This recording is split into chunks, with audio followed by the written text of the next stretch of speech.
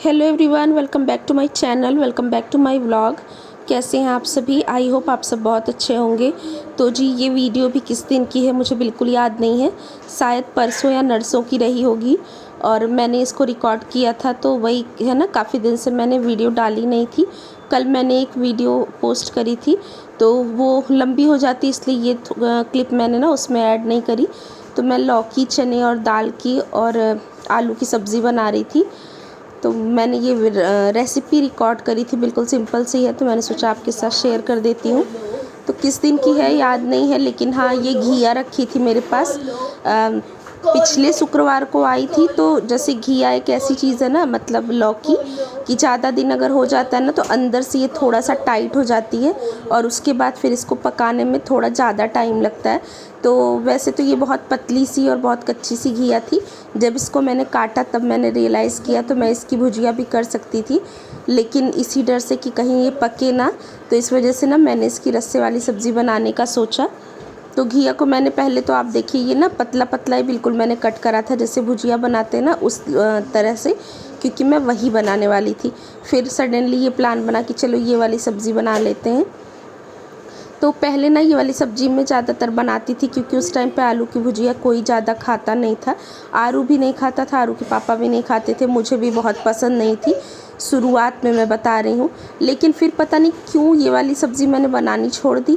अब कभी कभार, मुझे लग रहा है सालों बाद मैं ये बना रही हूँ।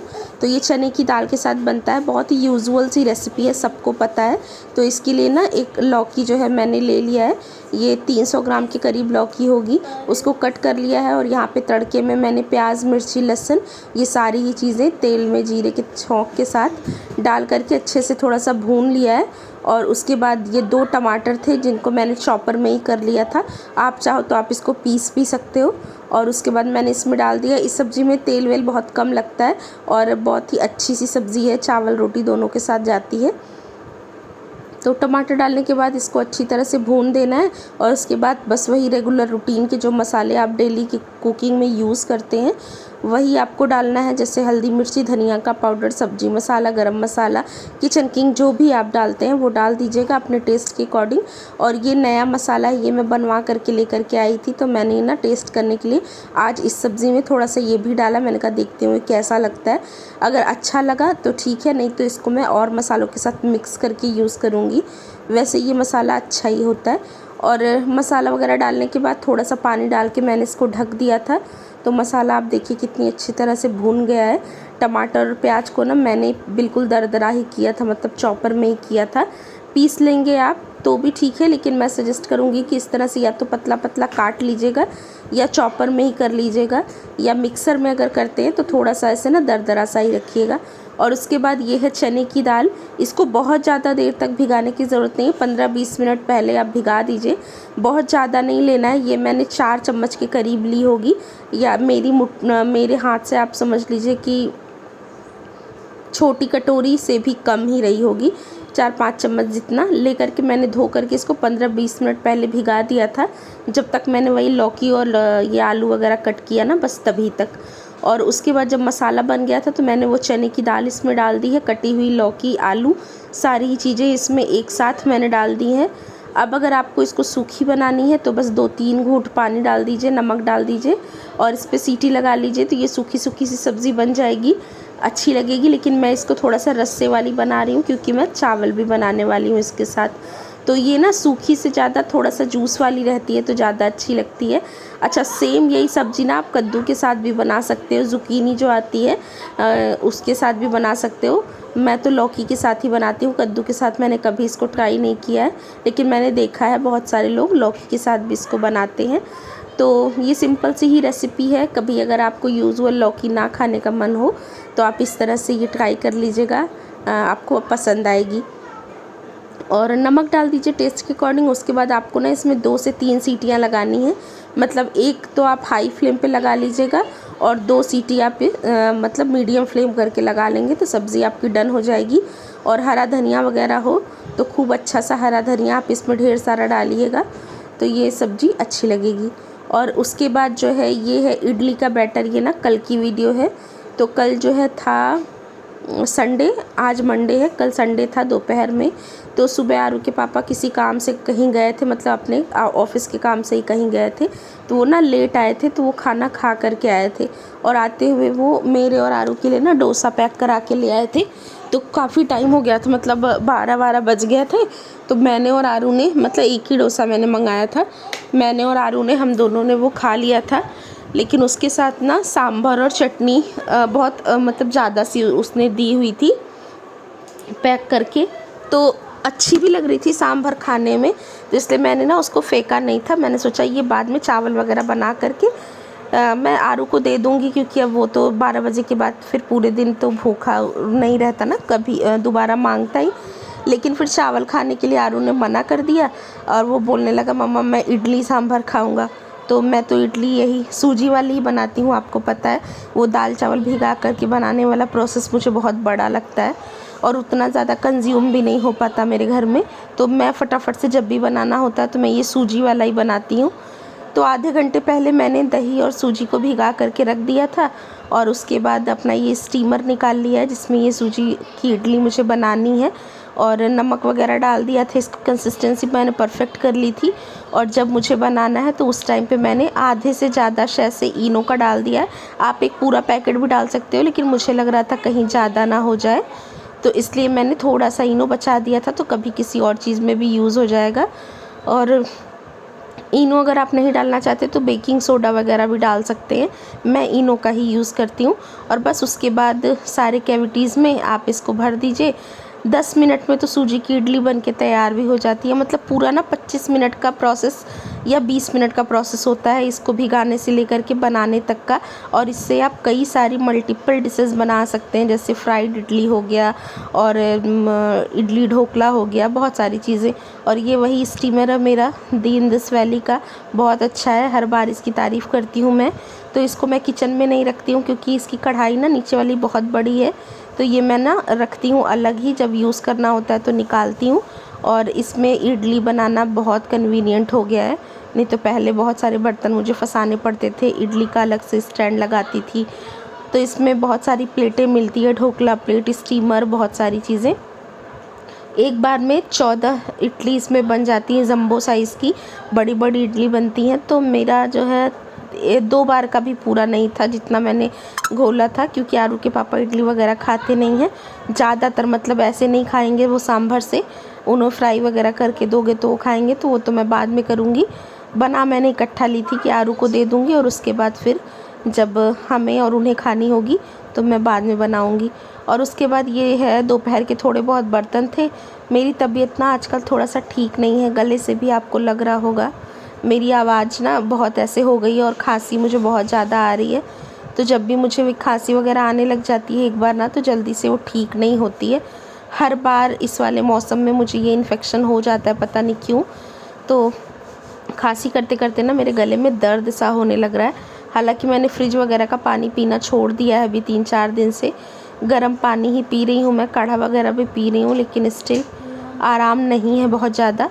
तो देखती हूँ, मुझे डॉक्टर पे ही जाना पड़ेगा, मैं जाना नहीं चाह रही हूँ क्योंकि वो सिरप देते हैं पीने का जो मुझे बिल्कुल अच्छा नहीं लगता। तो देखती हूँ 1-2 दिन और काढ़ा वाढ़ा पी के, अगर नहीं आराम हुआ तो लास्ट ऑप्शन वही है, फिर जाना ही पड़ेगा।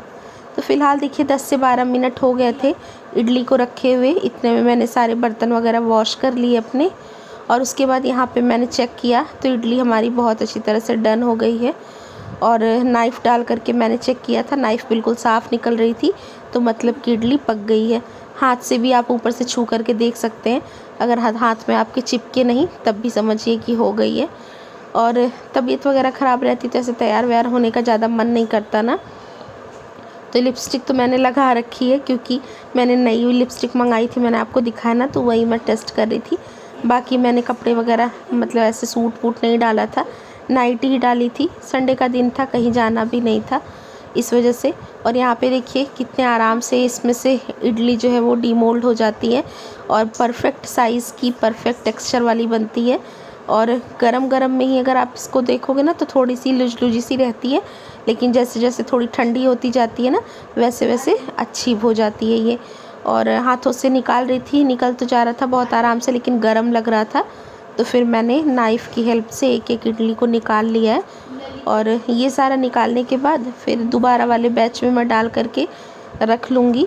और इडली अगर आप बना लो ना तो फिर आप इसका नेक्स्ट डे अगर आप लंच में भी जैसे देना चाहते हो फ्राई वगैरह करके तो आप दे सकते हो। तो मैं तो कई बार जैसे आरू से पूछती हूँ, अगर वो कहता है ना तो मैं रात को ही बना करके रख देती हूँ, मतलब एक बैच का बना लेती हूँ और नेक्स्ट डे टिफ़िन में फिर उसको मैं इस तरह से फ्राई करके दे देती हूँ, तो उसको तो बहुत अच्छी लगती है। तो इस बार ना पहली बार मैंने सांभर से इडली आरू को खिलाई है, क्योंकि मैं ना सांभर बहुत कम बनाती हूँ। मुझे लग रहा है शायद मैंने एक भी बार नहीं बनाया है। मैं जब भी इडली बनाती हूँ ना तो वो नारियल की और मूंगफली की चटनी के साथ ही बनाती हूँ, क्योंकि ना मुझे ही सांभर पता नहीं क्यों उसकी महक अजीब सी लगती है, वो नहीं पसंद है मुझे, तो इसलिए। तो आज तो रखा हुआ था तो मैंने कहा आरू को ट्राई कराती हूँ, अगर आरू खाएगा तो फिर मैं आगे से बना दिया करूँगी। आरू के पापा भी इतने प्यार से नहीं खाते, नहीं तो फिर बनाती ही मैं।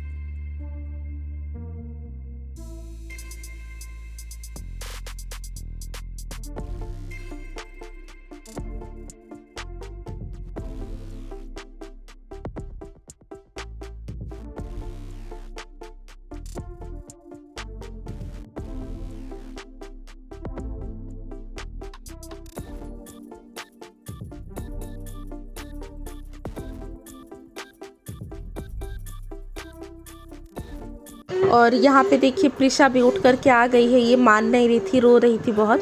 और इस टाइम पे ना आरू के पापा सो रहे थे तो मैंने फिर जो उनके पास भेजा नहीं। अब तक ये खेल रही थी आरू के साथ ही, और ज़्यादा देर हो जाता है फिर रोने लग जाती है, तब नहीं रहती। तो फिर इसको मैंने यहाँ पे थोड़ी देर ले लिया है। और ये दूध भी मैंने अभी थोड़ी देर पहले ही बॉयल करा है, तो इसलिए गर्म ही लग रहा था। और बस यहाँ पे इडली हो गई है। और ये ना सांभर मैंने फ्रिज में रख रखा था, एक डेढ़ कटोरी के करीब रहा होगा, तो थोड़ा सा मैंने बचा दिया था। मैंने कहा आरू के पापा खाएंगे तो दे दूँगी। बाद में फिर उन्होंने खाया नहीं था, आरू को ही मैंने दिया था। यहाँ पे मैंने गरम कर दिया है, और आरू चटनी वगैरह नहीं खाता। प्लेट में मैंने उसके लिए निकाली तो थी थोड़ी सी, आपको दिख रही होगी उधर, लेकिन उसने खाई नहीं। लेकिन हाँ, सांभर उसको बहुत पसंद आया। इसमें ज़्यादा सब्जियाँ भी नहीं थी ना, बाहर के सांभर में बहुत ज़्यादा कहाँ होती है, घर में आप बनाओ तो डाल सकते हो। तो नहीं जो है उसने खाया। और यहाँ पे इडली मैंने प्रिशा को भी खिलाई है, तो ऐसे प्लेन इडली ना वो भी खा लेती है। और उसके बाद देखिए ये है शाम की क्लिप, मतलब थोड़ी सी रात की ही होगी, 8 बज रहे होंगे यहाँ पे खाना बनाने की, 8 या 7:30 बज रहे होंगे। खाना बनाने की मैं तैयारी कर रही थी, दाल चावल ही सिंपल से मैं बना रही थी। तो दाल फ्राई करने के लिए ना मुझे टमाटर की ज़रूरत थी, तो मैंने देखा तो शुक्रवार को ना बाज़ार हुई थी, ये मतलब संडे की वीडियो है, शुक्रवार को बाज़ार गए थे। इस बार मैं भी गई थी तो सब्जियां वगैरह ले आई थी, तो जैसे जैसे ज़रूरत पड़ रही थी वैसे वैसे मैंने कट करके यूज़ कर लिया था। बाकी इस बार मैंने धोया नहीं, वही बता रही थी ना कि तबीयत सी ज़्यादा ठीक नहीं लग रही थी, तो इसलिए मैंने इसको ऐसे ही फ्रिज में रख दिया था। तो मुझे टमाटर निकालने के लिए मैंने निकाला, तो मुझे लगा ये पन्नी में पड़े रह जाएंगे, तो कई बार सड़ जाते हैं। पन्नी में बंधी हुई सब्जियां ना जल्दी से ख़राब हो जाती हैं, तो फिर मैंने सोचा चलो इनको वॉश करके हाथ के हाथ रख ही देती हूँ। हालांकि बीन्स और भिंडी और ये गोभी, ये सारा चीज़ ना मैंने पहले ही कट करके फ्रिज में लगा दी थी। तो यही इतनी सी बच रही थी सब्जियां, तो इनको मैंने फिर लगे हाथ धो दिया है। तो ज़्यादा भर भर के सब्ज़ी नहीं लाती हूँ मैं कि ऐसे ज़बरदस्ती सा बनाना पड़े। पहले भर लेती थी पूरा झोला, तो आधा ख़राब होता था, आधा बनाना होता था। तो अभी मैं ऐसे थोड़ा थोड़ा ही लेकर के आती हूँ। तो यहाँ पे वही घिया है, बैंगन 2 तरह के लाई थी, एक तो भरते के लिए लाई थी और एक सब्ज़ी बनाने के लिए। अदरक, टमाटर वगैरह है, मूली थी, यूज़ भी हो गई, थोड़ी बहुत बची भी है। तो यही सारी चीज़ें इनको धो दूँगी, सूख जाएगा, उसके बाद फिर इसको मैं फ्रिज में भी लगा दूँगी। तो सब्जियां इस तरह से थोड़ा ज़्यादा दिन चल जाती हैं। और अभी तो विंटर्स आ रही हैं, तो विंटर्स में सबसे ज़्यादा बड़ा काम यही सब्जियों को स्टोर करना, रखना होता है। और विंटर्स में सब्जियां खाने में ना अच्छा भी लगता है, बहुत सारी हरी भरी वेजिटेबल्स आ जाती हैं, तो लेकिन यही है कि बहुत टाइम टेकिंग होती है। वो साग वाग आती है ना, पत्तेदार सब्जियां, उनको छांटो, बीनो और अच्छे से रखो, उसमें बहुत सारा टाइम लगता है। लेकिन हाँ ये है कि अच्छा लगता है, मज़ा आता है। और नए वाले आलू भी आ जाते हैं तो वो भी अच्छा लगता है। नए आलू तो अभी कुछ दिन में ही आ जाएंगे। तो यही है मेरी आज की छोटी सी वीडियो। आई होप आपको पसंद आई होगी। पसंद आई हो तो लाइक कर दीजिएगा। मेरे चैनल पे अगर आप नए हैं तो सब्सक्राइब कर दीजिएगा। मैं आपसे मिलूँगी नेक्स्ट वीडियो में। Take care, bye bye.